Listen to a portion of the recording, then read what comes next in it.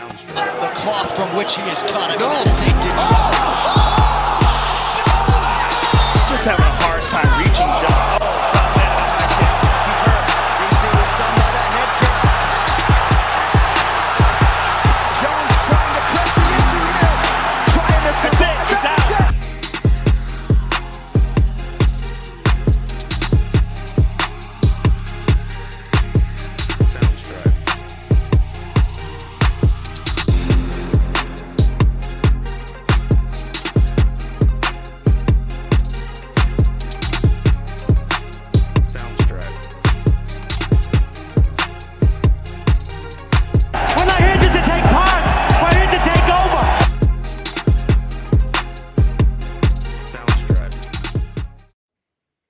Road to Gold family, what is going on? We are back, man. That intro video gets me fired up every time. Here we go again. Here we go again.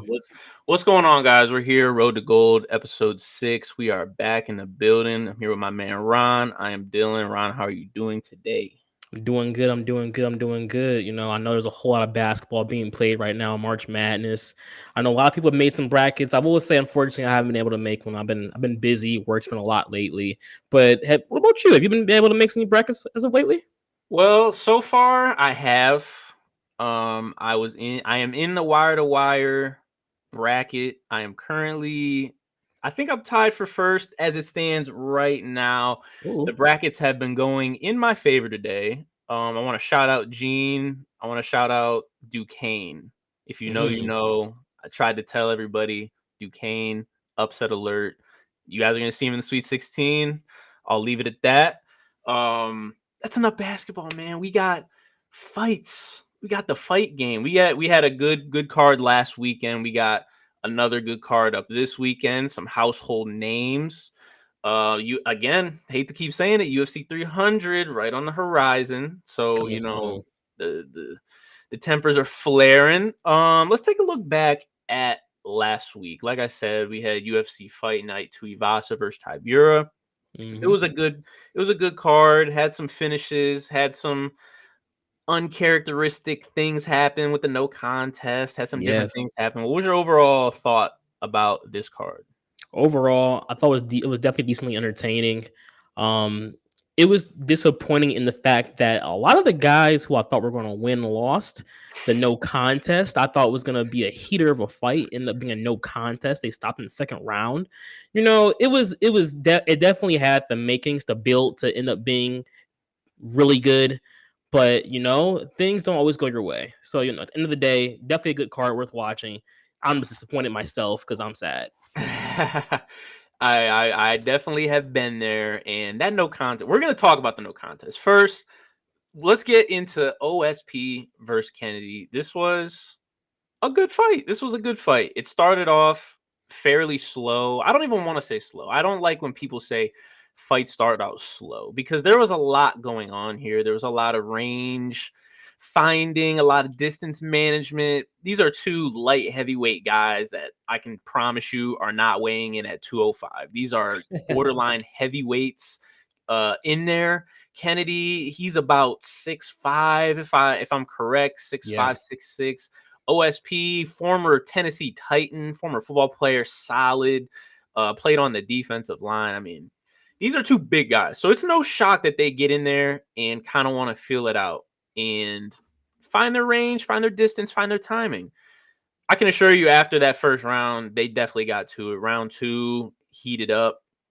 OSP switching stances, started to find his jab more. Took the round. So Kennedy took round 1, OSP round 2.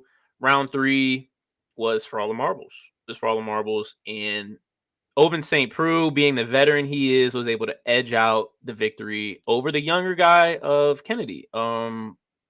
Taking a look at OSP, I mean, like I said, he's a veteran.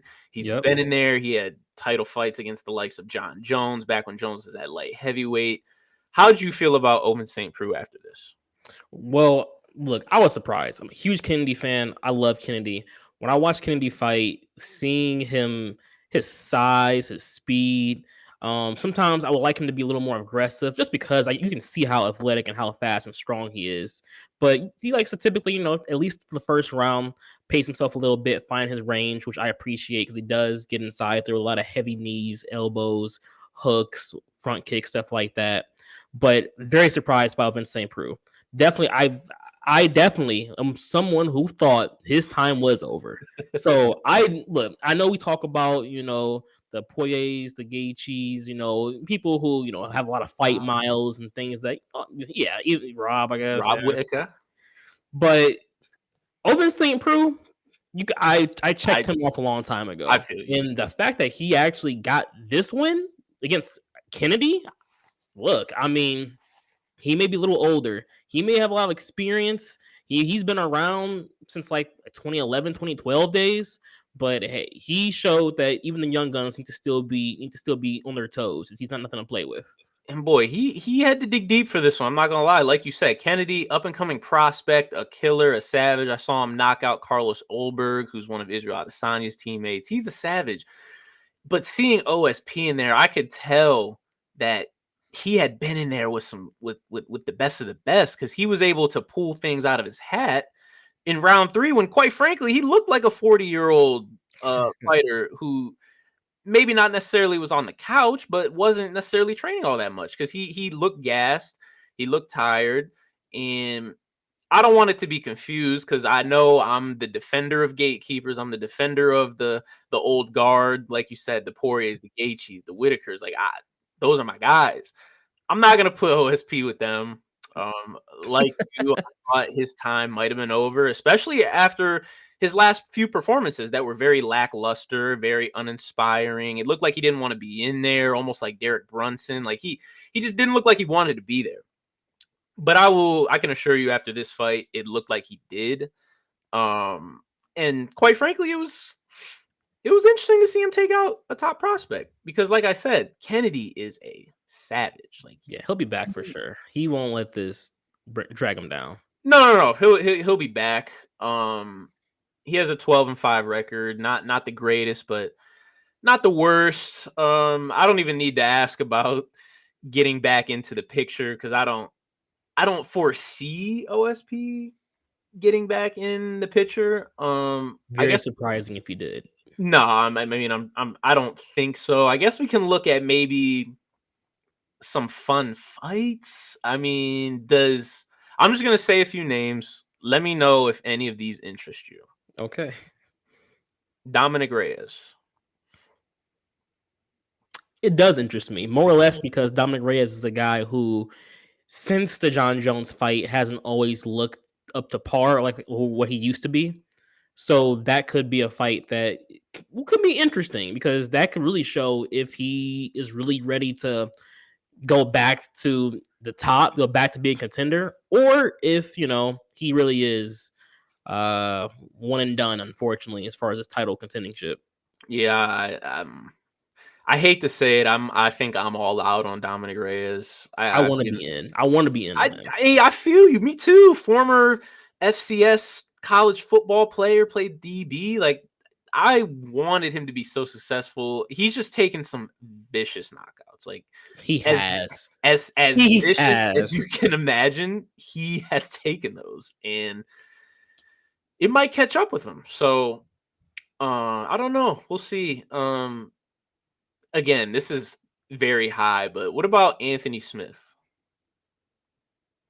I'd like to see it, because I've never been high on Anthony Smith. So I want to see if Anthony Smith can take out OSP. Because if he did, at least he'll tell me, okay, he at least, is a little more serious than I thought he was. Because I think that's my issue. He's a very unserious fighter. Wins, loses. The thing, he'll talk big game to challengers, and then he'll lose the fight ultimately. And Anthony Smith in the beginning, years ago, definitely was one of those guys that was up and coming, and he definitely looked like he has some good striking. He has the ability to actually compete for a title shot, even though he did lose to John Jones. He could maybe come back and do it again, but then he'll get to a losing streak, losing streak, and I was like, okay, so you're not serious. So maybe that could be a good fight to boost him, maybe drop him. I don't know. Yeah, I'm not sure. Again, Anthony's 10 right now, so I don't envision that happening. OSP can't be really anywhere near the top 15 right now, but it's just interesting to see. I mean, there's some other guys here like Ryan Spann, Alonzo Menifield that I wouldn't mind seeing, but this quite frankly, it doesn't have that many implications on it. So I mean, Oh, for sure. yeah. So we can move on. Quite frankly, I'm excited to talk about this next one because this was a weird, controversial fight that ended up in a no contest. We had Brian Battle, the former tough contestant and champion, versus Ange Lusa. And just for everyone that didn't see the fight, round one, Brian Battle looked like he was on. He was hitting on all cylinders. He was beating Lusa up pretty bad. I'm not gonna lie. It was pretty one-sided. And towards later in the end of the round, he did eye poke him. He poked him with his thumb, and it was legit. It was a legitimate eye poke. Mhm. Not taking anything away from that. They slowed it down. They showed it. Legitimate eye poke. And typically when you get eye poked, they give you 5 minutes. They don't always tell you, but you're entitled to 5 minutes to recover from it. And Ange Lusa, he didn't take 5 minutes. He took about 2.5. And he said, nah, I'm done. I can't continue. I can't see. Which, if you saw the post-fight, they announced it as a no contest. Brian Battle gets in Ange Lusa's face, has some choice words for him, calling him a bunch of different names, saying you took the easy way out. He gets on the mic after and he says, I was winning that fight. He didn't want to fight. Ange Lusa's talking about, I'm going to kill you, like all riled up. I guess all of this happening post-fight. First off, before we even get to that, what did you think about the round that we did see? Hey, Battle, I looked at the film, the preciseness, the aggressiveness, the person he was in there, what was definitely not what I saw in film. If I would have knew he was gonna come out and do Lusa like that, definitely would have said he was gonna win that fight. But like we said, it was pretty much one-sided. Lusa couldn't do too much with him. Battle was whatever he wanted to throw, whether it was a feint or he was just setting him up for it. At the end of the day, whatever the shot was he was throwing, it was connecting. And that's good growth. That's a good way from the growth. He showed that he can not just be the guy just counter striking, backing up, trying to find these different shots. He can see when he smells blood. He can let me put it on him a little bit. Up until the eye poke, I thought like Lusa, I said you were gonna win this fight. I need you to come back round 2 and show me that you are the aggressor, heavy hitter, high energy fighter that I've seen in the past. Now, up until the moment of the eye poke, I thought it was very interesting that, like you say, you get 5 minutes. He took his time, took a step back. I'm thinking most of the time we see eye pokes and the fighter, I'm good now. He come back in.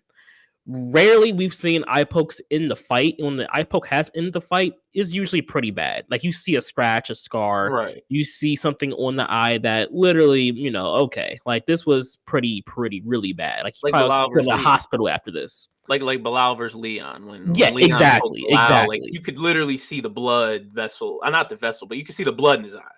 Exactly. And when situations like that, right, no contest, whatever it is. Hey, we should go to the hospital, fix that. I was staring at my screen pretty hard. I was staring at the screen pretty hard. I didn't see, and then the whole scuffle at the end was weird. Even Battle said it. Where was this energy when he was evaluating you? What was this energy in the fight? Like, it definitely gave bad vibes. Like maybe he was looking for a way out. I don't like to have to think that, but the energy he had coming out, I'm gonna kill you. You had a chance to do that. You did. You had a chance to do that about 5 minutes ago. You didn't want to. No, that's not the time you want to do it. You want to choose your time and place to go kill him. Come on now. It wasn't a good look at all. Yeah, it's very weird energy. Because like you said, you get 5 minutes, and I'm not gonna sit here and act like I've been eye poked a bunch of times in my life. I've definitely been poked in the eye, and it definitely is one of those like it can be devastating.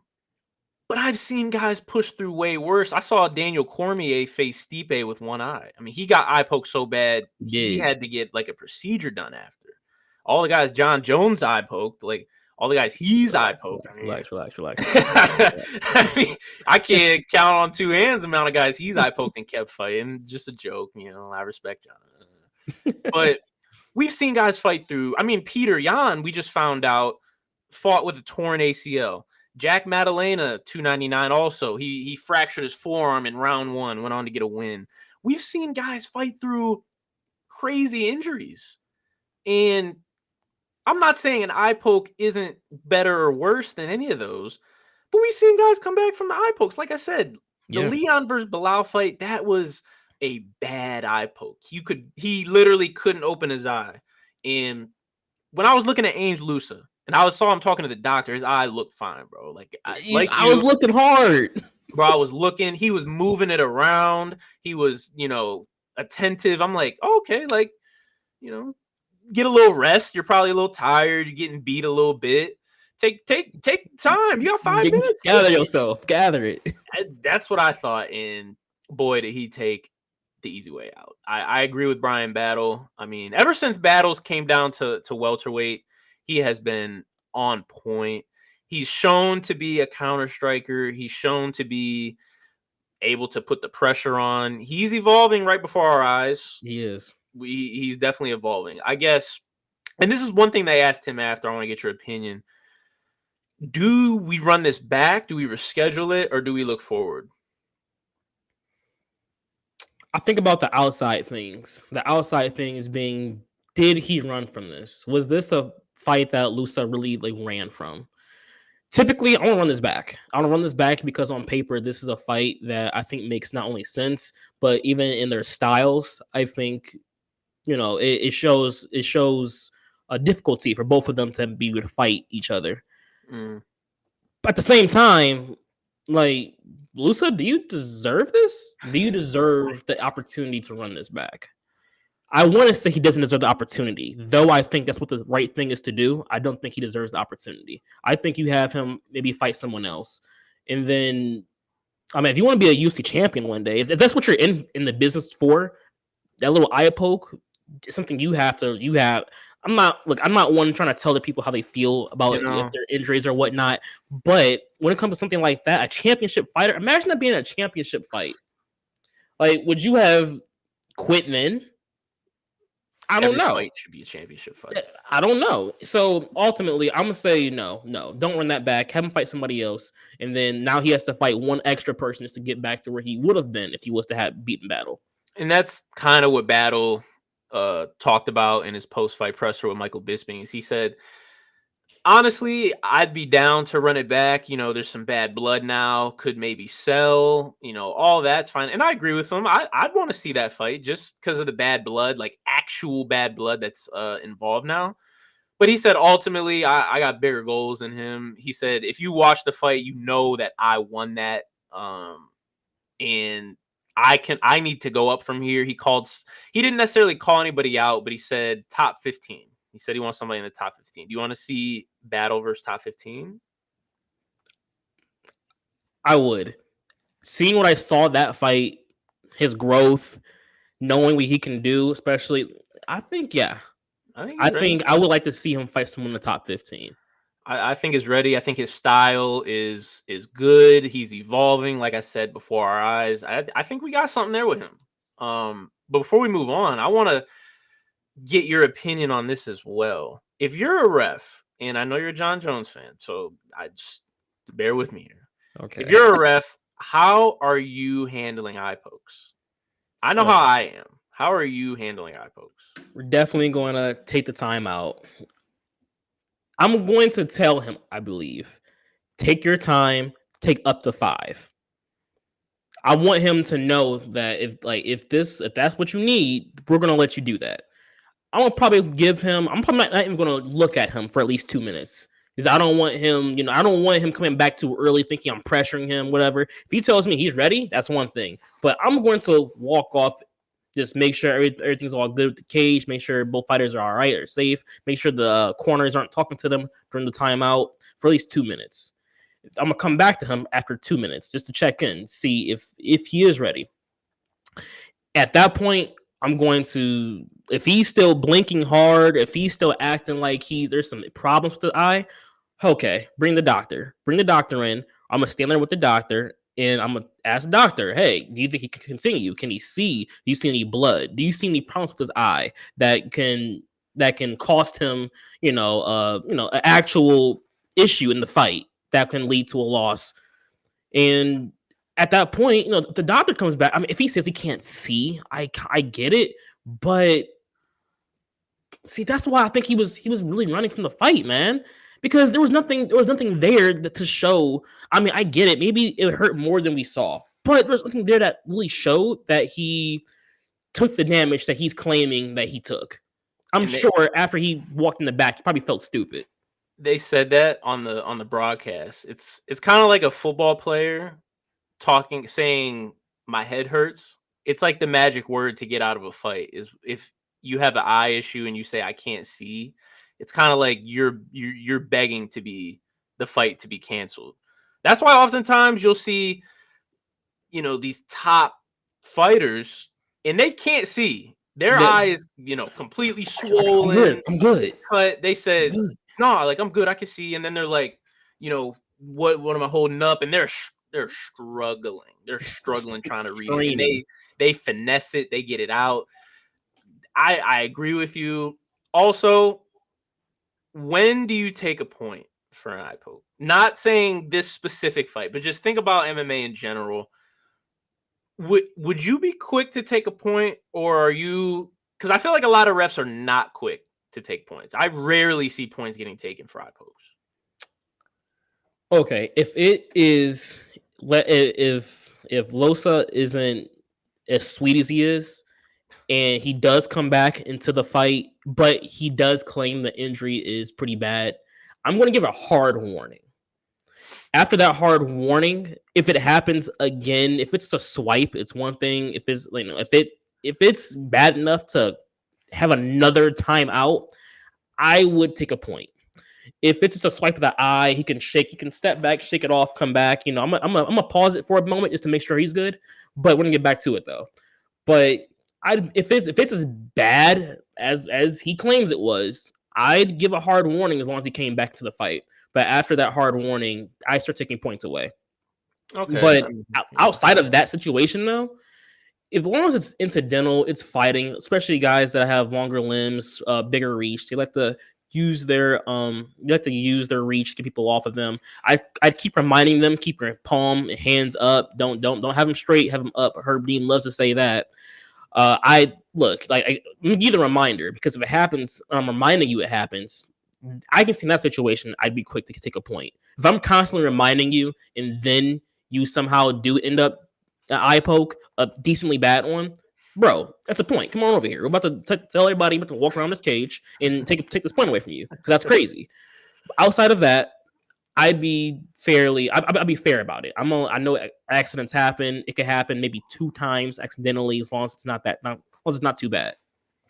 Okay, I mean, I hear what you're saying. Accidents do happen.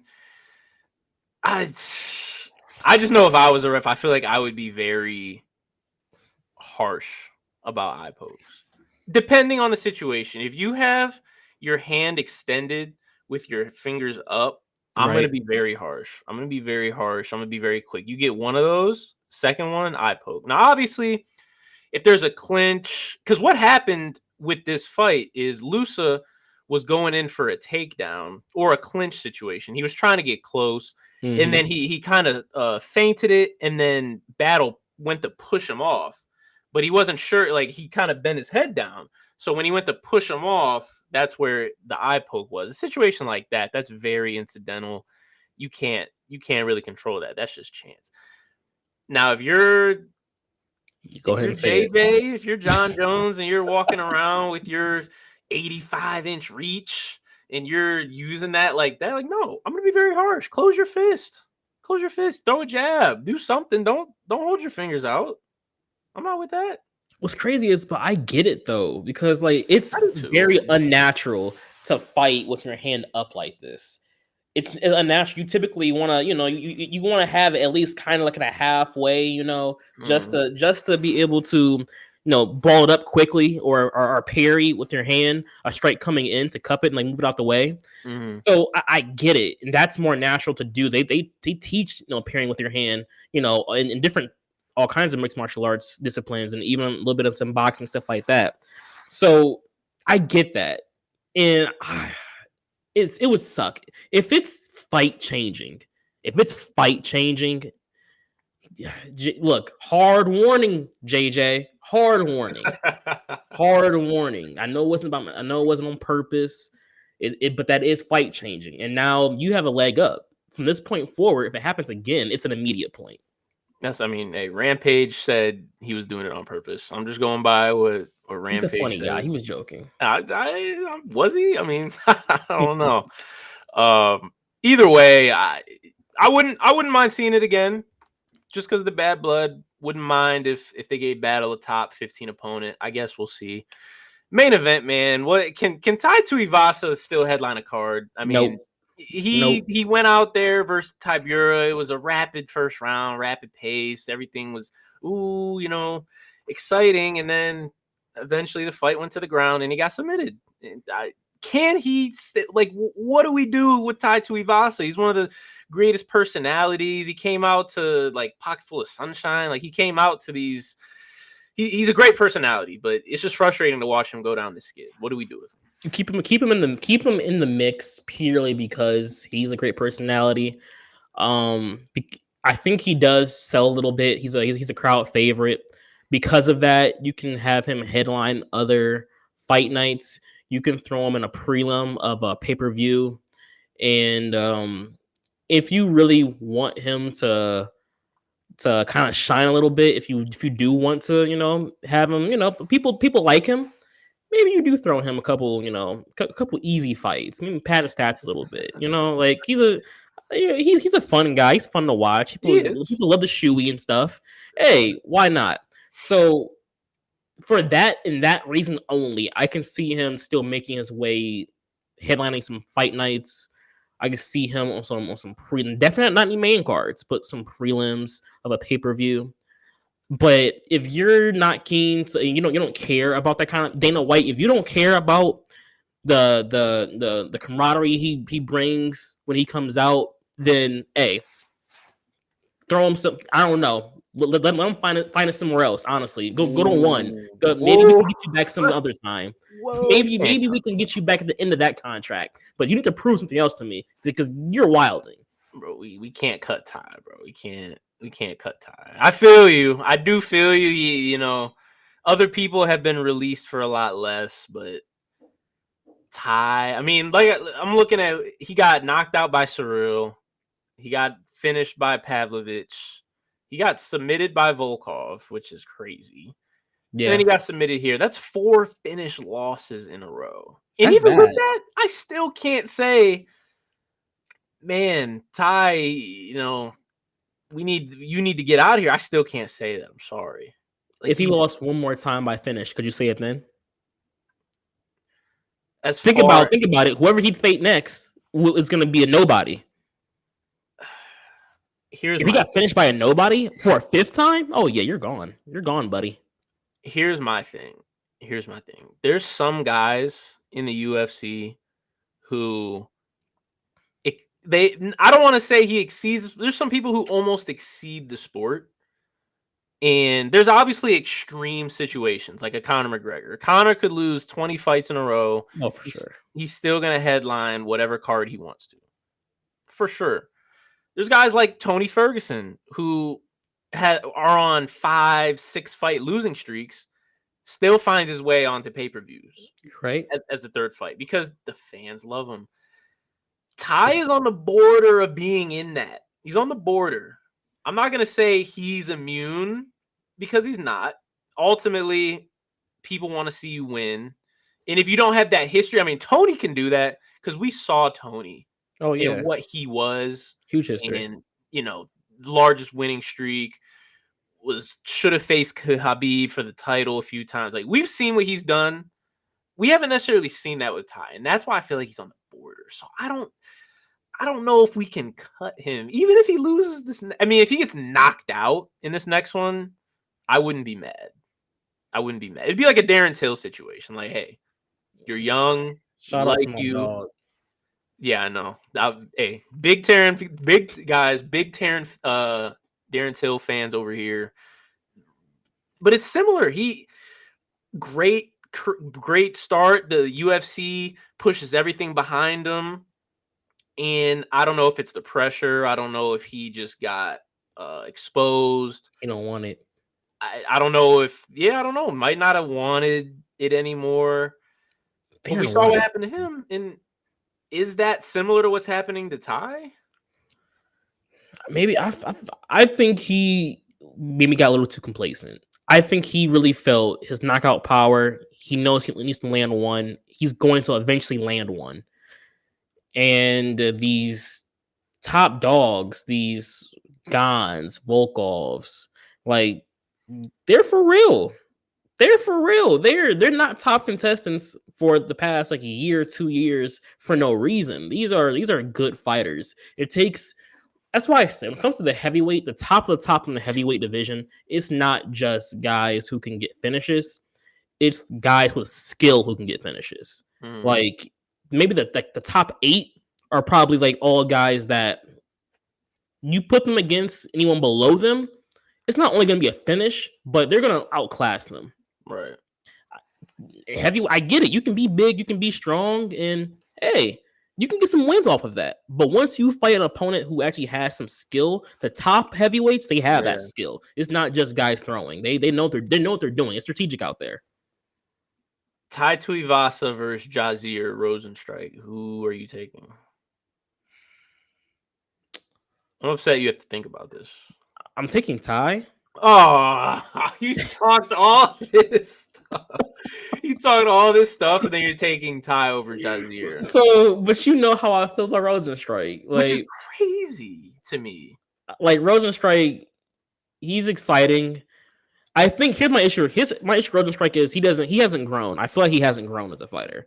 I feel like he's pretty much the same fighter who fought Francis Ngannou once upon a time. And that was a loss. I mean, granted, especially that time, Francis, he could have possibly done the same thing to Francis at the time. But he doesn't strike me as a guy who's trying to get better. He's like, I feel like he's here for a check, which is okay. There's nothing wrong. Get your money, man. There's nothing wrong with that at all. But Rosenstrike, he comes off very unserious. Ty doesn't come off unserious. Ty he's losing, which is making him unserious. And as unfortunate as it is, I really think Ty wants to get back to being a contender, which that's a good fight to put him up against. Put him against Rosenstrike. Look, that fight, if Rosenstrike won that, I would have to respect Rosenstrike. I would have to. If he beat Ty, especially by knockout, I'd have to respect him. And at that point, I'd have to, okay, he has a chance to actually go back up these rankings and fight for a title shot. I don't know. I'm just kind of blue that you feel this way about Rosenstrike. Like, I think you have it backwards. I think Ty is the one that's more unserious. Ty wants to be serious, though. We haven't seen Ty be serious since he fought Gane. And I don't even know if he was serious back then. I mean, he was only serious because they were saying, Ty, if you win this fight, you're gonna fight for the belt. You're gonna fight John Jones. We had talks of Ty Tuivasa versus John Jones. Like that's not crazy. That's what we were speaking about. And he was forced to be serious because anytime you get put in the conversation with John Jones, you have to be serious. Other than that, I don't think he's been serious since. And then you got guys like Rosenstrike. I mean, they're in similar boats, but in different trajectories. Ty is currently trending down while Rosenstrike is trending up.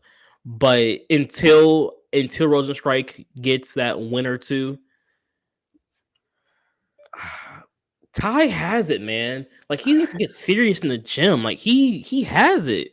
Rosenstrike, he strikes wild. He throws these these wild overhands and looping hooks. When I watch him fight, it looks like there's no strategy to it besides how am I going to throw this overhand right to connect. That's what it looks like. I'm not saying that's his game plan. Obviously, he's a decent fighter. Don't get me wrong, but that's what it looks like watching him. At least Ty, he has the boxing stance. He's moving around, big guy. He has a little lateral quickness to him. He can get in and out a little bit. Like watching Ty is looking at a boxing heavyweight.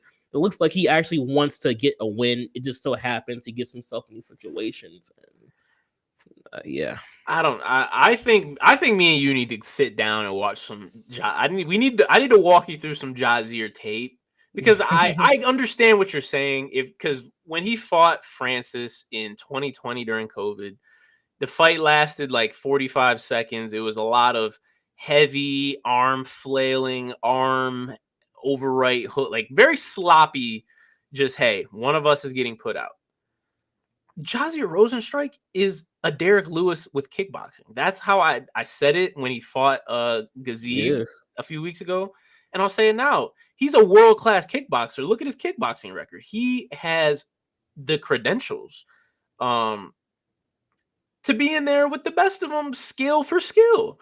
Now, yes, when you possess power that he does, like I said, he has Derek Lewis power. When you have that type of power, you're bound to use it in MMA with maybe some looping punch. You can get away with it. Some looping hooks, looping overhands.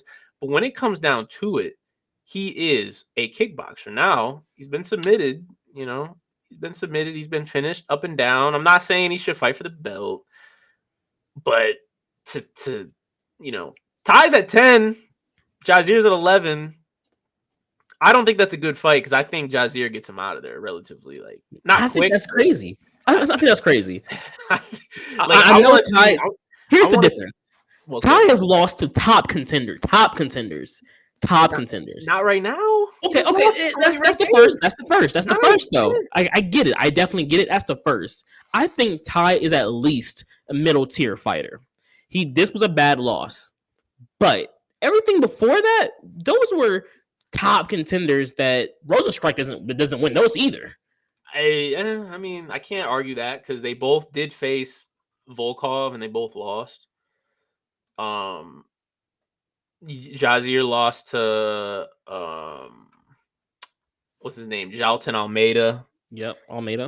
Got subbed by him. So I'm not gonna say Rozenstruik is by any means a guy that's gonna go in there and just get these finishes all the time. But man, I don't know. I find it hard to believe that Ty is serious at this point. I want to give him a softball. I almost want to give him somebody unranked. I know they can't really do that, but I almost want to give him somebody unranked. I'll look at this top 15. I mean, he already beat Derek Lewis, so I can't say anything about that. He can't fight anybody above him. He can't fight. He just lost to Tybura. Can't fight Almeida for sure. Can't do that. And can't fight Blades. Stipe, guys like that are too high. I don't really know where he goes. Battle of unseriousness. Have him fight Rozenstruik, and whoever wins is serious. Whoever loses is unranked. Rozenstruik's gonna prove to you that he belongs. If he beats Ty, I'd actually believe it because I don't think he can beat Ty. But if he beats Ty, I'd give him his flowers. I'd call him a serious fighter. All right, maybe we'll see. Maybe we'll see some good heavyweight talk. But we got a good fight card coming up. UFC Fight Night. We got Amanda Ribas versus Rose Namajunas, a women's flyweight fight. Very interesting. Very got some title implications there. I'm not gonna lie. But before that, we got a few fights. Quickly want to talk about. One that's very interesting to me. Edmen Shahbazyan versus AJ Dobson. This is a very interesting middleweight fight for me for a few reasons. One, Edmen Shahbazyan was one of Ronda Rousey's main training partners during her MMA career, which is very interesting because I remember when he made his UFC debut, and this was probably 2020. He's very young. Like he's a very young fighter. I mean, he's 26. He's our age. And It's he's crazy. been in the UFC for 3-4 years. Yeah. I remember when he made his debut, they were talking about this is the guy who was training with Ronda. He had these high expectations, and boy, did they put him on a fast track. Like just like we were talking about with Ty, put him on a fast track. Had him facing Derek Brunson, Jack Hermanson, Nasruddin Imavov. He lost all 3 of those fights. And so since then, he's been a little up and down. They're trying to give him some good comp. He has a tough fight here with AJ Dobson, Ohio's finest strong style member. I don't know if he's still a member of strong style, but I know he came up in strong style. So he's around these parts. Big middleweight, was on Dana White's Contender Series, goes for the finish. He's going 100 miles an hour. This is a good fight on paper. What are your initial thoughts? Huge Shabazian fan. Please, like, get in the please work on your wrestling defense. Stand up, get back to your feet. He has good clinch work. Don't get me wrong. He throws some really good knees in the clinch. Sure. He actually has a couple slide trips. He knows how to control the clinch pretty well, get some good strikes in. But bro, please, like, get you a good knee in, elbow, a little hook, back off of him. Do not go to the ground. Even though he does have some slick submissions as well. He can throw up a nice little triangle. He can throw up a nice little armbar. But if you're an above average wrestler who knows how to control on the ground, he's kind of in danger. And I hate that because he's a really good striker. He's sharp. He moves well. He can get in front of you. He can counter. He's always playing a mind game with you. He can feint, hit you with something different. I like him a lot. He had, like you said, young guy. They fast tracked him. You can see why they fast tracked him. You can see you can see why he had the hype when he first came to the UFC. And honestly, I believe it's still there. I believe he's still the fighter that we think he is. He just needs to. The word isn't even get smarter, as I know he's aware of his faults. I think he needs to just get maybe a little bit stronger. Maybe work on like not being able to be taken down so easily. Work on different like get ups. Like, don't be comfortable being on the ground. Don't be comfortable going for submissions because that's just not necessarily your thing. Like, get comfortable getting up. That's when you be comfortable. Like, work on every technique possible to get back up. If he can work on that, I feel like he has what it takes to really climb up the ranks. When it comes to AJ, he is interesting. He's an interesting fighter.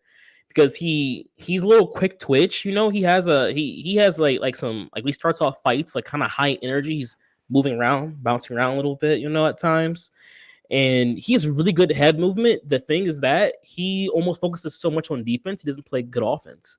He has great head movement. He can throw a jab. He'll then get a little complacent. He'll just be 2 jabs and get out of there. Like, throw a combo, man. Let me evade, jab. Okay, like, he thinks that can win you a fight if you're facing someone else who is not super aggressive, is not gonna, try to outstrike you as far as like point striking. Like, that can work against someone like that. But Shabazian, he can take it to you. He can throw a crazy body kick, throw some hooks, uppercuts. He can get you in the clinch, like I said, dirty it up a little bit. Against Shabazian, I don't know if that's going to be enough. I believe Shabazian's going to win this fight.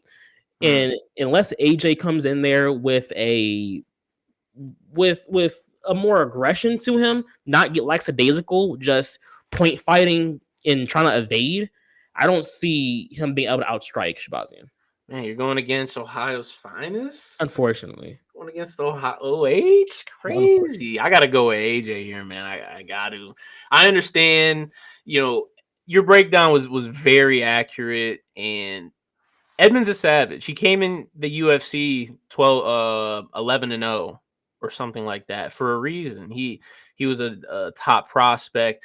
I mean, bro, they threw him in against Derek Brunson Crazy. in 2020 when he was what? That's 4 years ago. He was 22. Derek Brunson had already fought Israel Adesanya. Like, he had already been in them trenches, and you threw a 22-year-old at a grown Derek Brunson. I get why they did, but like you said, he needs to work on his wrestling. You throw him in there against a wrestler, okay.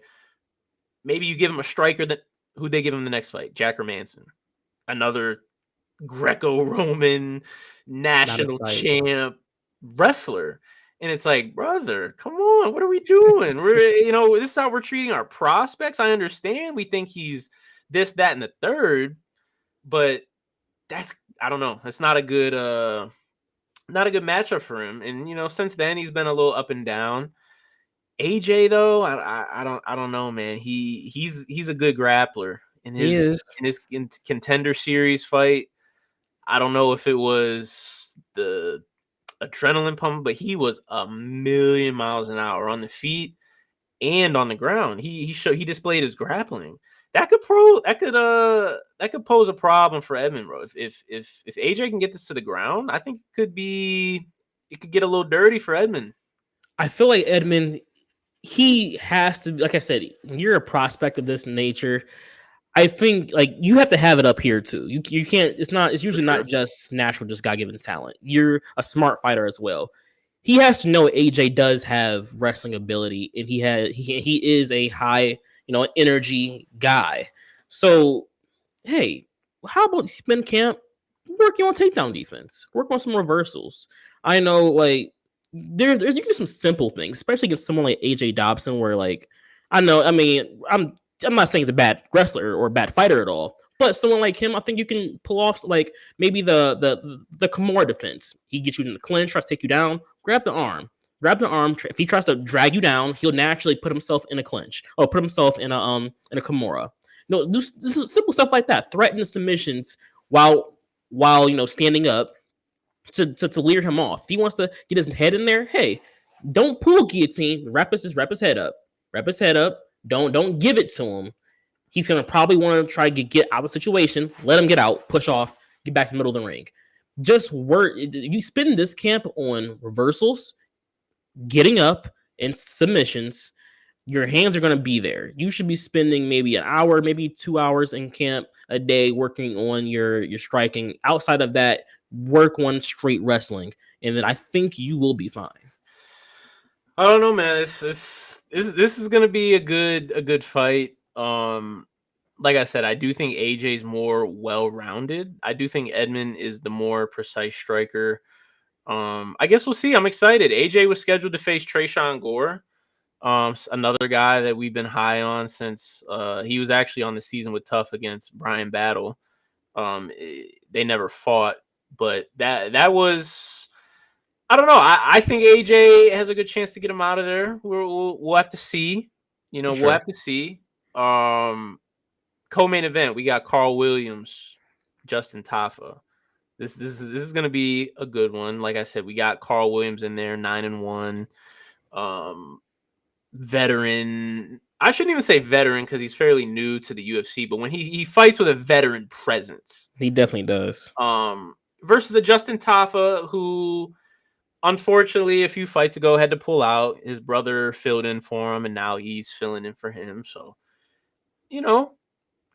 should be on paper a very close match. Tafa Southpaw. What are your initial thoughts here? We lost Ty. We're about to gain Tafa. I think Justin Tafa, what we thought Ty was, unfortunately, is what Justin Tafa might actually be. A little more nimble than Ty.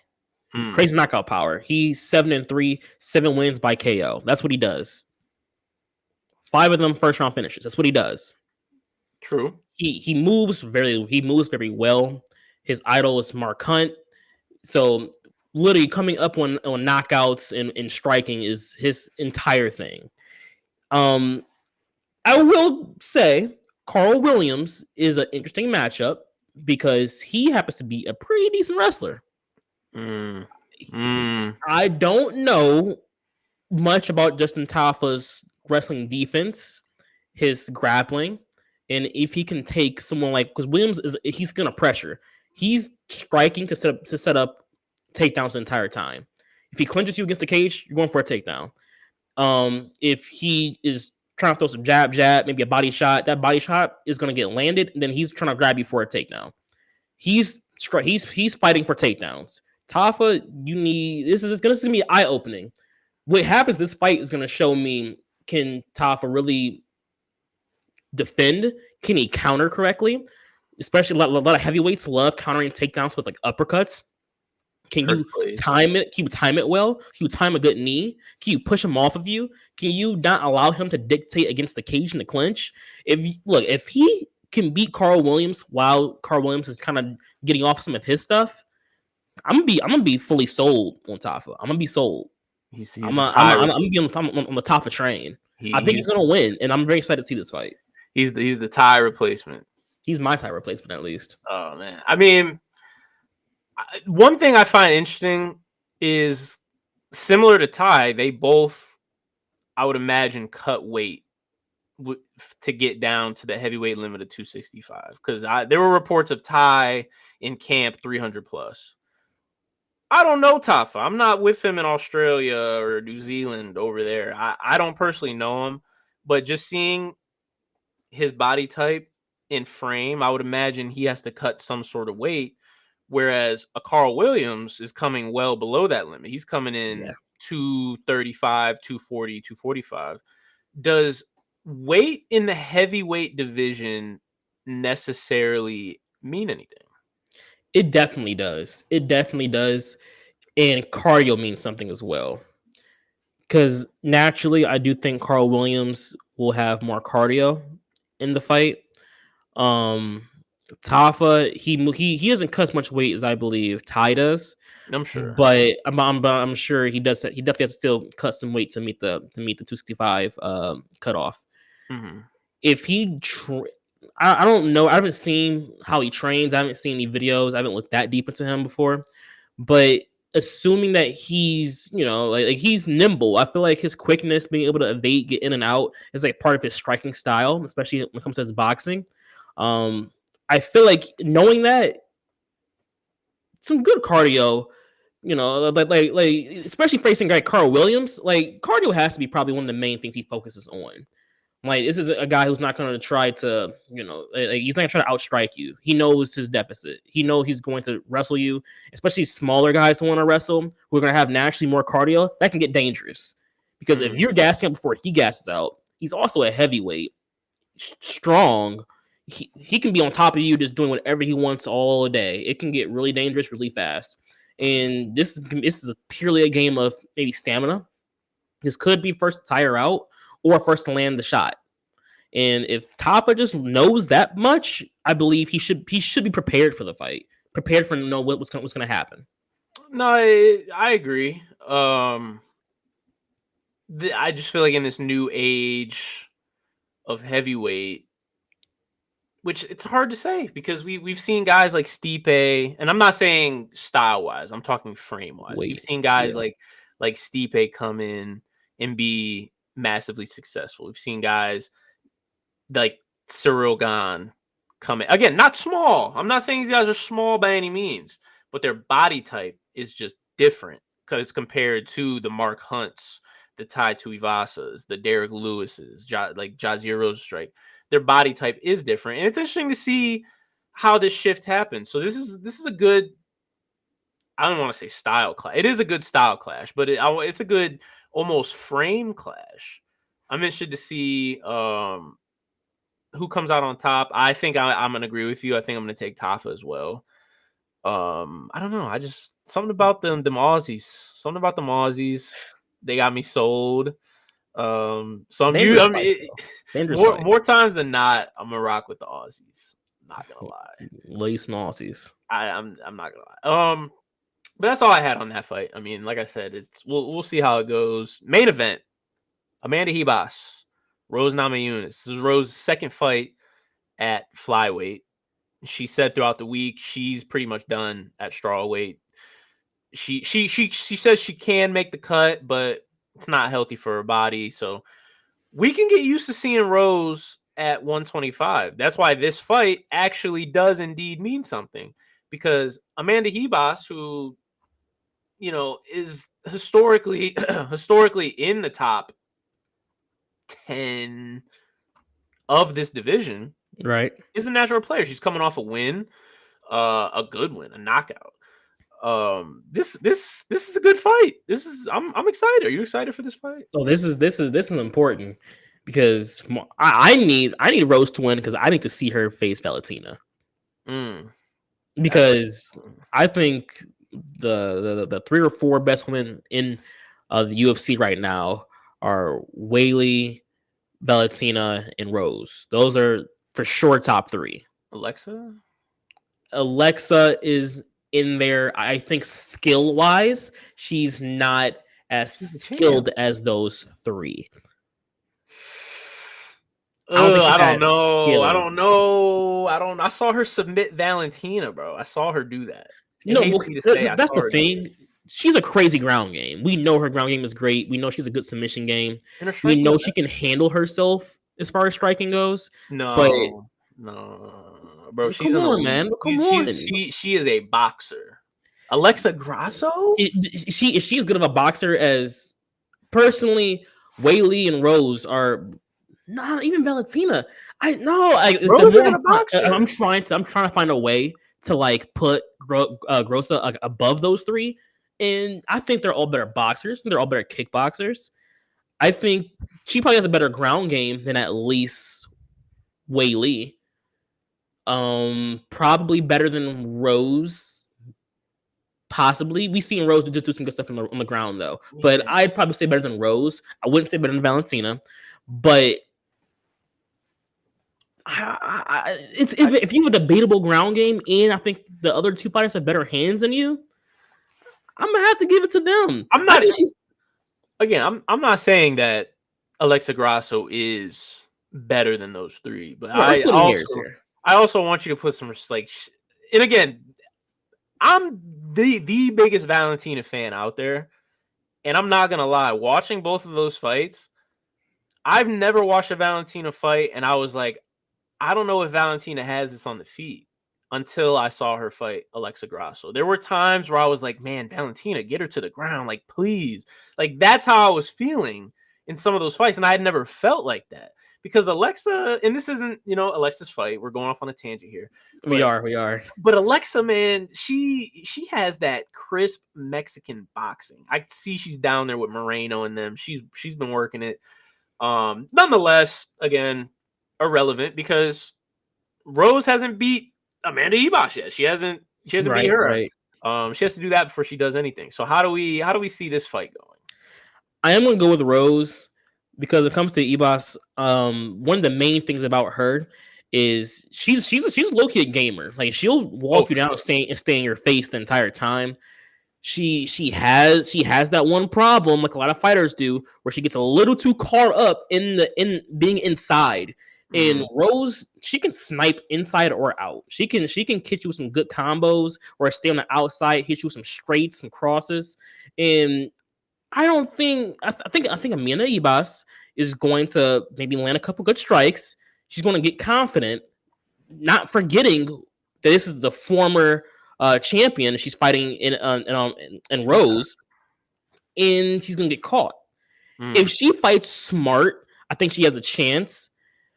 Sometimes Rose does have a tendency to slow down her striking, not because of tiredness, but sometimes she just has less volume. Just randomly throughout the fight, she'll just slow down her volume. I don't know what determines why she does this. She's done it in several fights in the past, but sometimes her volume just slows down. When she's on and she's connecting and she's doing her thing, she's one of the best. But sometimes she gets complacent and she's not tired. She just lowers her volume. If Rose comes out there and fights the way I know Rose can fight, I think this is I'm not saying domination, but this is going to be a clean and clear victory for Rose. If Rose plays with her a little bit, if Ibas comes in there, gets in that pocket, lands a couple, and she's smart enough to know to back out at times, I think this can get a little something for Rose. Rose may have to, put on a little show. No, it definitely. You're right. It's very interesting because I would agree. We're just talking about Rose being a top pound for pound fighter. She skill for skill is one of the most skilled women in MMA. Yep. So it's not crazy to say that she could outclass Amanda on the feet. She clearly has an advantage. She's more technical. She's quicker. But at the same time, Hebos, man, like you said, she's a gamer. She has Max Holloway vibes. She will get in there and make it dirty. She is not scared to take one. If she makes this dirty, she can definitely win this. That's the key. That's the key. Making it dirty. Yeah. She definitely can. I'm gonna agree with you also, and say I'm going with Rose here. I think Rose is gonna use her length, use her outside striking precisely for this. Because Amanda has a few ways to victory here. She is, I don't want to say elite on the ground, but she's very good on the ground. She's good. Yeah. She can get submissions from any position. So if I'm Rose, I'm not necessarily wanting to take this to the ground unless I literally have to. But she shouldn't have to, because Amanda's not a slouch on the feet. Don't get me wrong. She has finishes on the ground and on the feet. But she almost is similar to Mackenzie Dern, where sometimes she just looks a little awkward on the feet. She looks like her striking just isn't as crisp. You've never watched a Rose Namajunas fight and been like, Rose her striking looks kind of lackadaisical, and she looks kind of awkward. Like Rose she's blasting question mark kicks, body kicks, 1-2 like she looks on when she fights. Yeah. So I don't know. I think as long as she sticks to the game plan, she should be able to get out of there. For sure. And it's as simple as that. You hit it on the head. If Amanda can make it dirty. Also, I think this is a different weight class for Rose. It is. This is something that Rose isn't used to, and maybe fighting a naturally bigger fighter, I don't know how that will affect her. Maybe Rose ends up a little slower than she thinks like she'll end up being. Maybe Amanda's just so used to the division. She's used to fighting bigger fighters. Like Rose, I felt strawweight was like really her class. I thought that was really her. I felt like she was almost made. She has a smaller frame. She her arms, her legs, they're skinnier. Like I'm like she's definitely like she's powerful. Don't get me wrong. Like she's not. It's not like she doesn't. Like she's a small woman in the division, but her frame naturally is a smaller frame. And I mean, Amanda naturally is a little bigger. She has a little size to her. She has some frame to her for the flyweight division. So I'm curious if that will play a part. If she can clinch her, kind of lay on her a little bit, land some good knees, maybe some elbows, uppercuts, make it dirty. I'm curious to see if that will affect Rose, and if they do affect Rose, how will she respond? Well, Rose, her last fight, this is her second fight at flyweight. She fought Manon Fiorot. I think that's how you pronounce her name. Okay. I forgot about that. The lady from France who is going to be fighting Erin Blanchfield for the number 1 contender spot. And Rose lost that fight, unanimous decision, but she looked physically small. Like you could see the difference. You could tell, she is she looked like a strawweight here. Manon looked solid, strong, and her punches, her kicks, all of her strikes had more of an impact. Now, that was in September of last year. Rose has had ample time to maybe transform her body, maybe transform her strength and conditioning. She's been training in Minnesota. She used to train in Colorado, new gym, new system. I don't know. Pat Barry, that guy. I mean, forget about that guy. But still, she's got a new system, she's got new vibes just all around. Will that play a role? Will she look different? Will she look more solid at flyweight? I'm not sure, because I think she can be a real player at flyweight. I mean, when we look at the rankings, again, she's not ranked right now, which is kind of weird because she's pound for pound ranked 3, I think. Is she? I'm sorry, 8. She's 8. Yeah, she's 8, but it's weird to be pound for pound 8 and not be ranked at all in flyweight. But nonetheless, I'm not gonna say it's open, but it kind of is now that Valentina isn't necessarily dominating the division like she once did. The belt is way more susceptible to be for grabs. I mean, they're gonna run it back, but hypothetically, Alexa Grasso stays champ. I mean, we got girls like Erin Blanchfield, Fiorot, Macy Barber's now ranked 4. I mean, Jessica Andrade at 5. Like she could I know. You Jessica Andrade. But she could easily win any of those fights. She could mess around, like you said, and beat Valentina. I don't believe she would, but I think that's a toss-up. I don't know. Again, personally, I don't think that she wants those Muay Thai problems, but there's a path for her to get to the belt though, right? There's a path, definitely a path. I think that Valentina hurdle is so interesting because here's the thing: outside of Amanda, which that was more of a Muay Thai versus Muay Thai situation, I don't think Val has seen a boxer as good as Rose. Oh, you mean Alexa? Yeah. No. Rose and Val, because that's gonna be a fight. Well, no, because you said Amanda. Okay. I'm sorry. Yeah. I don't think that there's any like Joanna. That's different. No. That's us one of the world's best kickboxers. Like I hear you. There was a lot of great striking in that fight, but from a purely boxing, I think I would give that edge to Rose over Joanna still. Yeah, for sure. And I'm not gonna say Rose is gonna knock out Valentina, but I think Rose could outpoint her. I think she can outpoint her. I think it's possible. I think she can outpoint her with boxing. Is boxing enough? I don't think so. For Rose, for Rose, I think it can be the thing. Naturally, I want to say no, but for Rose, I think it can be.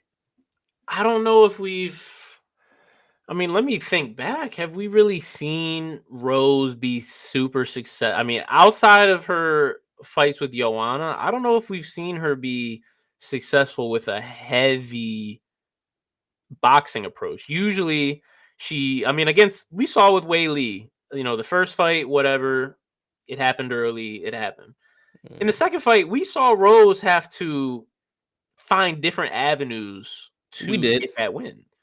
And Wei Lee has incredible boxing too, so maybe that was the reason, which begs me to show, I mean, if Valentina is like that on the feet, will boxing be enough? I don't know. And Rose can't turn to the ground against a Valentina. Yeah, like you can't. You can't do that. that avenue isn't there, buddy. I'm sorry. It's just, unfortunately, it's not there. Now, I think I'll concede here. I'll say Rose probably does have better boxing, pure boxing, than Valentina. I can be unbiased enough to admit that. I just don't think it'll be enough. It's interesting matchup. I think that ultimately that's the fight that I would love to see happen, whether it's for a championship, whether it's for contending. Either ways, I know Valentina has to go get that back in blood. She has to, for sure. But it's definitely one of the more intriguing matchups in women's fighting right now that I would love to see. Now, on the other hand, we got Amanda Ribas, who, again, a consistent player in the top. With wins over Viviana Araujo, who is, I think, ranked 9 right now. She had a tough fight against Macy Barber. That was a very tough fight. I really wanted her to win that. It was very close. She ended up getting TKO'd, but she went out on her shield. And that's one reason why I really like Amanda Ribas. She went out on her shield. She ended up getting TKO'd, but boy, it was a great. I think it might have got fight of the night.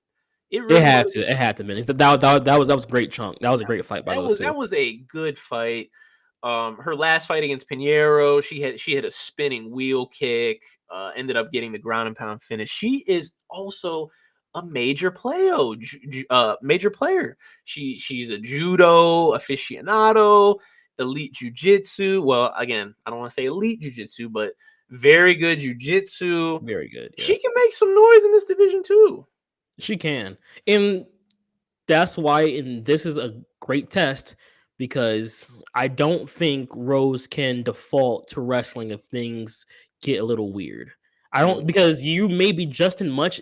No, you will be in more trouble going to the ground with Ibas than I for sure. believe you will be striking with her. For sure. So very interesting matchup for sure. I'm very curious. It has to be a striking battle for Rose. Has to be. Yeah, that's how you got to keep it, man. I agree. Where does she debut? I guess would be my question because it's odd that she is not ranked still. I know she lost her fight, and They should I, still rank her though. yeah, I mean, bro, she's eighth pound for pound. I don't care if she lost her fight. I'm not saying you got to put her at 3, but could she have slid in at 6, 7? After a loss, I want to say I understand why not. Uh,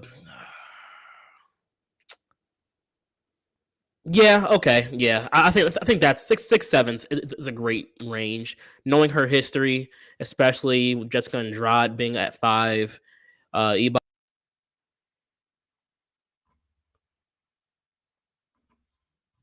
like 6, 7 would have Ooh, been a place to put her.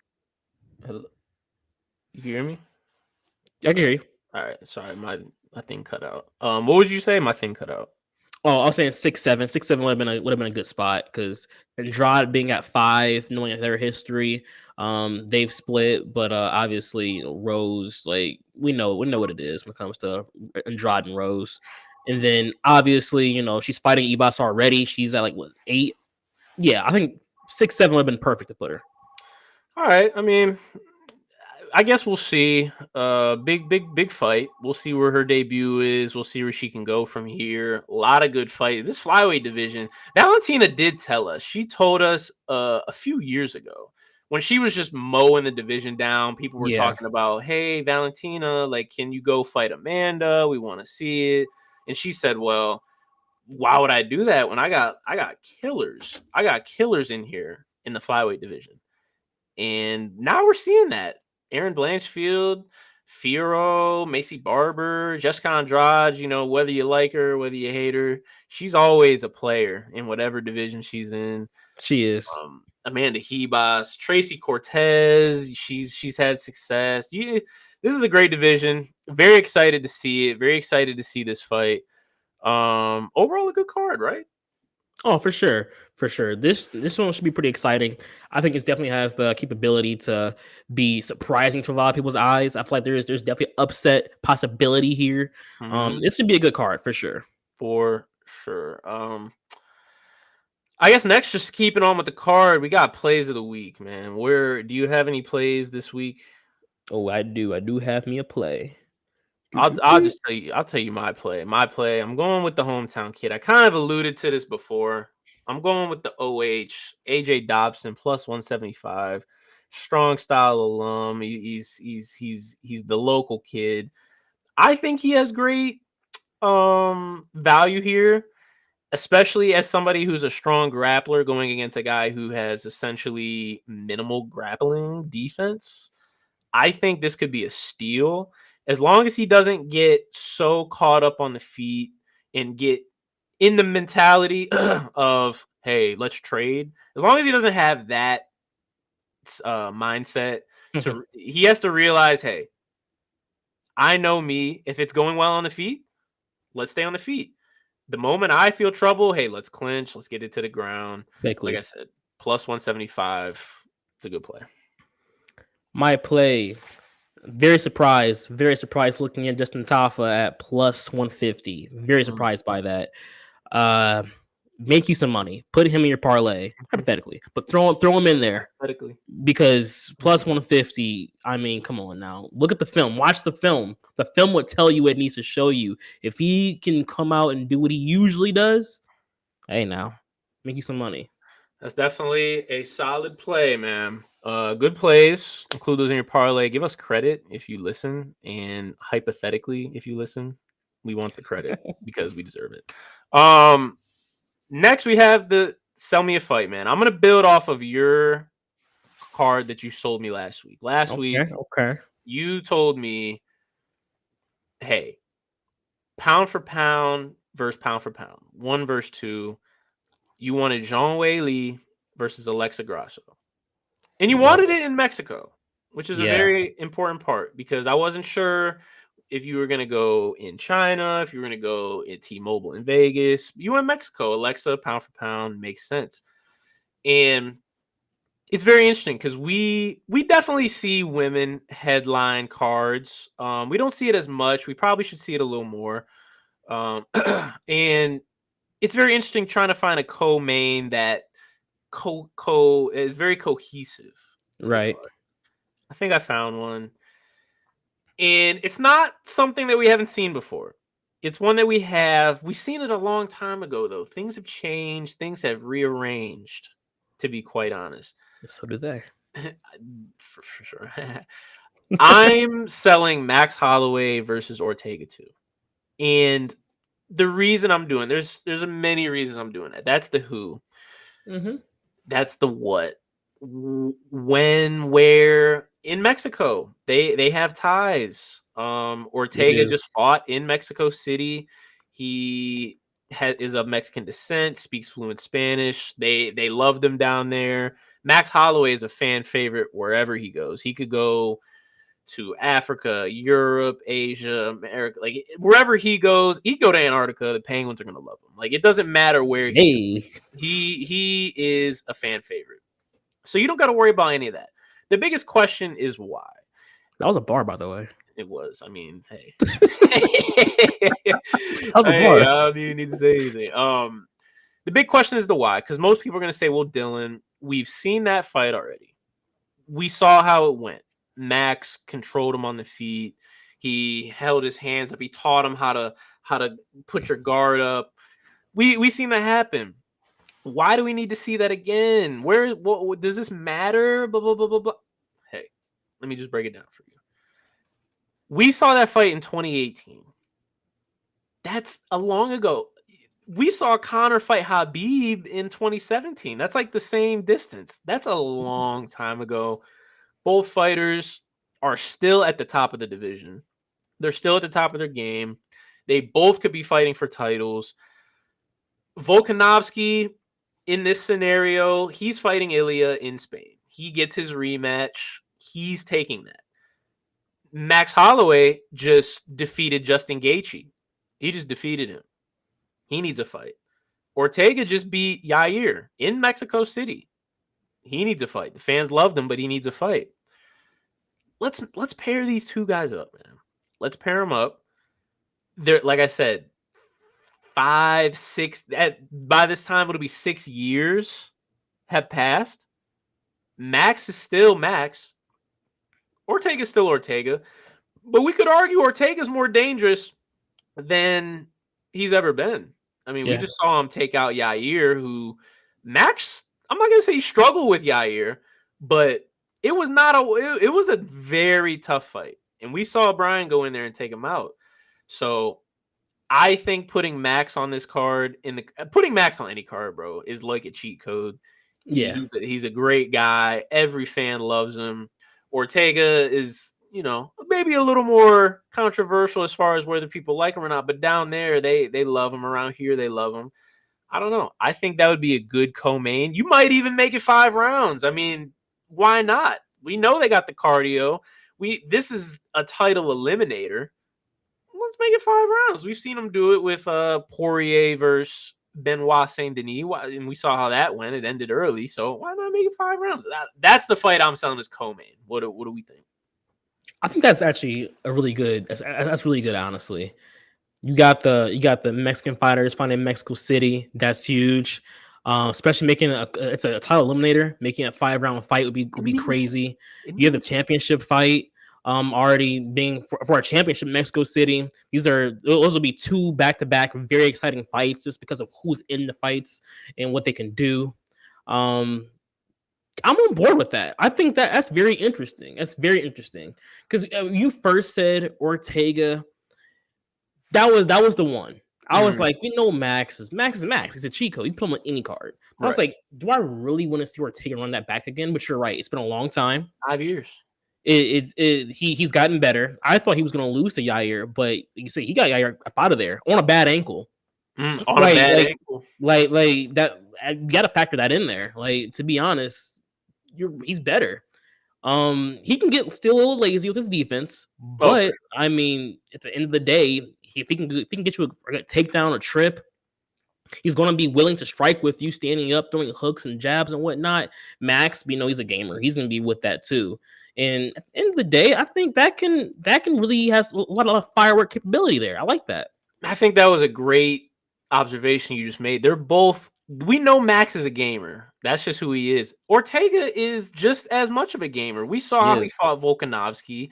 We saw how he fought Yair. He is not scared of anything on the feet. He will trade with anybody. His fights are exciting. Yep. He's not going in there and just hugging them and going straight to the clinch. Like he's not fiending for these takedowns. He will go in there and give the fans a good fight. And it's easy to come out here and try and make a fight and say, hey, let's do Islam versus Leon and let's do this, that. No, like this is a realistic fight that honestly should be happening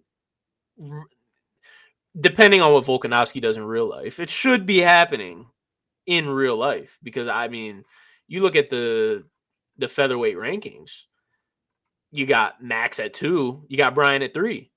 Yair's at 4, he just lost. You got Mobs, you got Evilov. I don't think he has necessarily earned a title eliminator fight yet. I would like to see him versus a Josh Emmett versus a Calvin Kattar. Yeah. So this fight should be run back. I'm sure Ortega wants that back, man. This dude held his hands up and taught him how to put guard in the middle of a fight. And then he went on a podcast after and he's like, yeah, man, I had to teach Ortega how to block the 1-2. Like, you don't think Ortega doesn't want that back? Like, Disrespectful. I'll show you how to block a 1-2. Yeah, showed him how to block a 1-2 mid-fight, man. I know Ortega wants that fight back. So that's what I'm going with. We're just gonna fill this whole card. This is gonna be a 5-fight pay-per-view card. Main card coming next week. Hey, want to see what else you got for it next week. Last segment of the day, we got our debate of the day. I'll let you introduce it. Debate of the day. So for this one, I wanted to. It's a tale as old as time. We want to introduce a debate that has it's rustled some feathers. It can go either way, I believe, but the possibility of giving us live scoring during fights. It's interesting because when you look at the dynamic, you see a lot of close fights. We've talked about O'Malley and Yan. We've talked about just the other day. We talked about Rose and Wei Li. Close fights where I can only imagine if they were able to see what was going on or know what was going on round for round as it was happening, how they could have went differently. And it makes me curious, like, what do you think about that? What do you think about the introduction of possibly live scoring? Right. I see the positives and the negatives. I see why people want live scoring, bro. We can't have live scoring in MMA. I'm sorry, we can't. I see the positives. I see what you just said. You know, if you're fighting and at the end of the round, you know exactly what the judges are thinking, you know what you need, you know what you don't need, you know how many strikes. I understand. I'm not sure if the PFL does. I don't think they do live scoring. They're close to doing it. I understand it, bro. We can't have that. The main reason we can't have that, if I'm in a fight and I win the first 2 rounds, me personally, I'm cool. I'm getting especially the higher I get. If I'm a prelim fighter, if I'm trying to make a name for myself, I'm not gonna care. I don't care what the score is. I'm going in there to get it finished. Man, if I have a ranking, I'm not risking that. I'm up 20-18. I'm not risking that. I'm gonna spar this third round. I'm sparring. I'm going to touch. I'm going to make it look like I'm doing stuff, but ultimately I am not going for a finish. I am even if the fight is close, especially if the fight's close, if the fight is super close, and I know for a fact that I'm winning 2-0, I don't care how close the fight is. I'm sparring. Like that's just what it is. So, Don't we want more exciting fights? Like, don't we get Is that tired exciting? of the?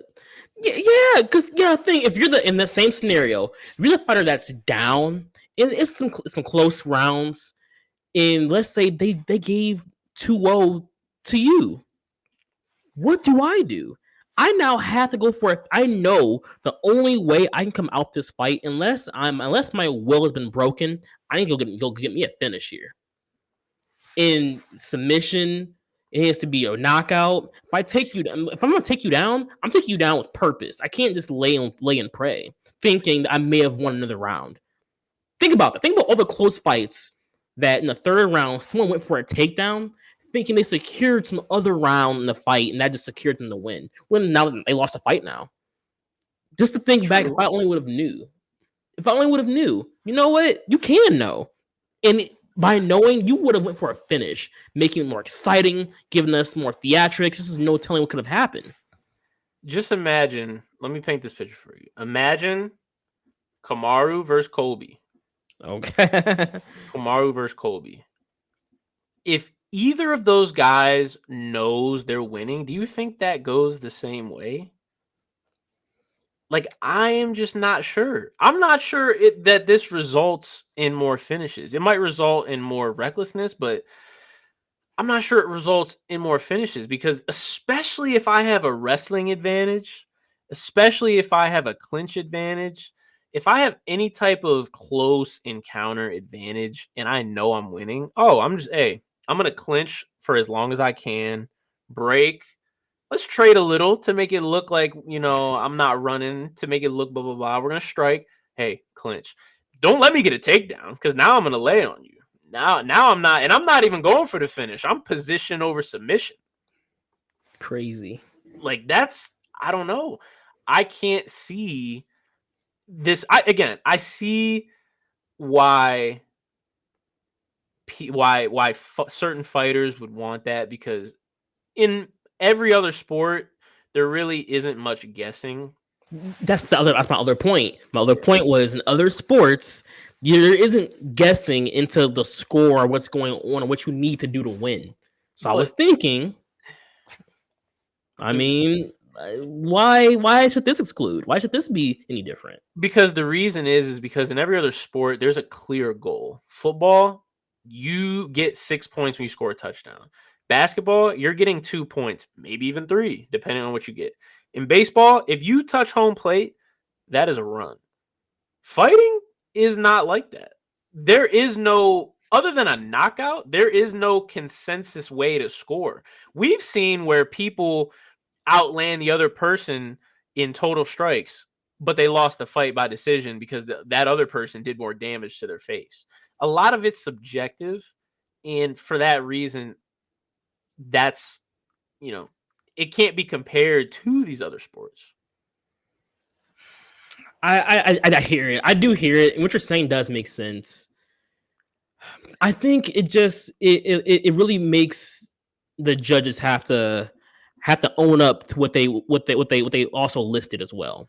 In too many fights, we see bad judging, and after Bruce Buffer gives the cards, they're skedaddling. They're gone. They're out of there. Like I would love for Dana to start putting those judges on the on the press conference after the fight. That would be great. I do. That is, and honestly, that is a major reason as to why I would, because I would like judges to be held accountable. I remember when Valentina and Alexa Grasso tied. I forget the judge's name because it was so hard to go find out who the judge was. I definitely looked it up and I found it. I want to say Mike Bell, but I'm not really sure. It was incredibly hard to go find that. If it came out after each round, what each judge said, I feel like that would hold them more accountable. But bro, there's other ways to hold these judges accountable. Like you just said, put them up in front of the press. The refs in football have to answer for calls they make that are subjective. Because again, the scoring might not be subjective in these other sports. Refereeing in any sport, for the most part, is always subjective. So NFL refs have to answer. NBA refs have to answer, especially when they make a bad call. How many times have we seen the NFL or the NBA come out and say, "Nah, like we blew that. Like we definitely People missed get that sick. call." They get We've sick. seen it. It doesn't really mean anything, but at least we can hold the refs accountable for the future. Right. In MMA, these judges, they're not being held accountable. So I can see the reason why live scoring might fix that. I just personally think a lot of people might begin to coast. And isn't it fun kind of It is. Don't get me wrong. watching the fights and you don't know what the score is, man. It's a good guessing game. You're with your buds, you're like, man, I don't know. He landed a little more damage that round. Like, I think they might give that to so-and-so. Nah, bro. They can't give it to so-and-so. He did this. He got a takedown at the end. Like, I don't know. It's kind of, I don't know. I think it's interesting to just walk through that personally and then compare after the fight. It is. You're definitely right. It can be exciting. It can just get so frustrating when you're watching these close fights, especially. And then I don't know, like you said, there's no way to really tell. But even in the fights that are a little lackluster, a little more boring, I think it could boost a little bit of that. Okay, I need to go out here and do something, or I'm gonna have an L in my column. So I don't know. There's no way to really tell that without someone trying it. I would love to see the PFL or even one possibly implementing something like that, just so we can see what it does for the fights. And if it goes well, I mean, I believe Dana could definitely think about it at the least bit, especially if it works. But if not, hey, at least someone tried it, and I would love to see someone try. But at the end of the day, at the worst, put them judges on the stand. Put them on the stand. Give me 15, 20 minutes. Let the press go to town. Make them answer for their mistakes. Yeah. Like, why did you have it 49-46 for one fighter, but these two judges had it 48-47 both for the other? Like, stuff like that. Sweating, beating down. I do agree. And I also agree. I'm pretty sure there is an organization that does live scoring. I can't remember off the top of my head. I think there is. I would love to see it. I don't think we're ever going to see that in the UFC. I mean, we know Dana White. We know how stubborn he can be. So he's very. I don't think we're going to see it anytime soon, but I don't know. Let us know what you think in the comments. Would y'all like to see live scoring? I would like to see y'all opinion. Good card, man. Good card. Good recap. Good show. Episode 6. We're flowing. We're going. Very interested to see how this week goes. We got UFC 300. It's on the horizon, man. It's looming. It's approaching. Got a few more weeks. But like I said, good card. Check out tomorrow, Wire to Wire page, 2 p.m. We got Catrell Simpson. Real recognized real. He's doing breakdowns. They're getting better each and every week. For sure. I've tuned into each one. I'm learning new things about these prospects that I didn't even know about. And I thought I was a football aficionado, and he's pointing things out. So go check that out. Anything else you got for him, Ronnie? Not particularly. I'm not gonna spend too much time on it, but since episode 1, we haven't talked about this. How's mixed martial arts? How's boxing? How's that been going for you? Oh man, that's tough. It's good. I'm still in there. Haven't fully started training mixed martial arts. I haven't fully committed to that. I need to. I want to start grappling. I want to get into jiu-jitsu. I want to learn those things. It's I'm not gonna lie, it's intimidating, man. It's intimidating going into something where, me, I'm a perfectionist. When I started doing these boxing classes, kickboxing classes, I picked it up super fast because it just came natural. I know jiu-jitsu is not gonna come natural. You never know. I know. I need to. But overall, like I said, it's going good. The boxing, kickboxing, I've been sparring a little bit. It's a lot of fun. I encourage everybody. If you watch this show, I don't care if you have zero experience, if you have 100 hours of experience. I don't care if you're 15 years old. I don't care if you're 60 years old. I think everybody should at least try out a real boxing class and see how it is. It's a different way to train. It's a different way to get cardio. Me personally, I'm not a fan of running. I can't just go and run. Maybe track from high school scarred me. I can't just go on a treadmill and run, bro. I can't do it. I don't really like biking unless it's for a warm up. But boxing, it'll get you tired. It'll leave you fulfilled after. I don't know. I see the benefits of it. I'm gonna continue doing it. Maybe one day you'll see me talking about my own fight on the show. I don't know. Maybe. But I appreciate you asking that. That's all we got, man. It was another good show. We'll see you here again next week. Talk to y'all later.